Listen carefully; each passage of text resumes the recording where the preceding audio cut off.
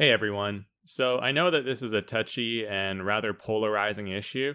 It's been highly politicized, and there is a deep moral component that, depending on your religious worldview, background, and upbringing, tends to divide people into one of two camps. And they can get very defensive and even tribalistic about it. And of course, as the title mentions, we're talking about abortion. This decades old debate was reignited last year, courtesy of a certain Supreme Court ruling in the US. And as with other recent controversies like Palestine versus Israel or Ukraine versus Russia, we're encouraged and pressured even into choosing a side. Personally, I don't have much stake in any of these hot button issues, and as more of an outside observer, I prefer to take a more nuanced, less emotionally heated approach. On that note, I find myself resonating more with what Ram Dass said way back in this lecture here from the early 90s. So let's go ahead and play the clip and listen to his insight on the matter. The issue of abortion from a spiritual perspective. As I said in answer to the suicide question, there are no errors in the game. I was with that Trungpa Rinpoche again once, and he was talking about abortion, and he said, don't you understand that it's the conspiracy of three souls that happens? That it's not like one person decides to do it to another person. All those decisions are coming out of much deeper stuff in all the beings involved, including the fetus.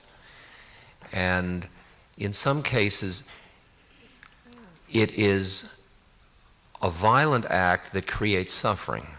In others, it is a compassionate act. And there are no rules other than the trust to your intuitive heart as to what you do. You listen very carefully. It's everybody involved. Maybe that being needed only whatever they needed out of fetal period. That's all they needed from that incarnation. You have had so many incarnations. Remember the image. Buddha says, imagine a mountain 6 miles long, 6 miles wide, 6 miles high, and every 100 years a bird flies over the mountain with a silk scarf in its beak and runs the scarf over the mountain once, every 100 years. In the length of time it would take the scarf to wear away the mountain.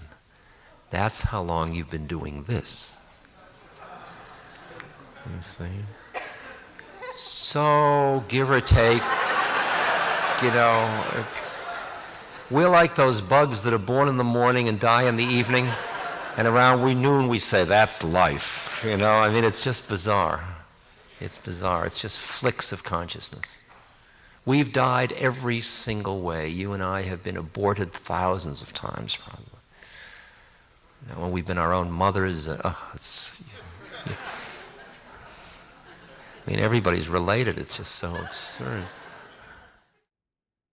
Now, I don't know about you, but I find this explanation both beautiful and wise, and believe that this is a lot more accurate and helpful than simply being either pro-choice or pro-life. This is, after all, a complex, thorny issue that will undoubtedly vary from case to case, depending on the nature of the pregnancy, what stage it's in, the relationship of the mother and father, and all of the various components of the situation. And so these blanket, black or white statements like all abortion is evil because it involves killing babies are not helpful because they're simply designed to provoke and castigate the opposing side. They're coming from a place of moral superiority, and this sort of rhetoric only serves to divide. It can never bring us together or allow for any type of constructive discourse. Instead, we ought to be more patient and less reactive, less all or nothing, my way or the highway, and try to see things from both sides without getting overly emotional. The way of wisdom lies in compassion and equanimity, not in name-calling, anger, or self-righteousness.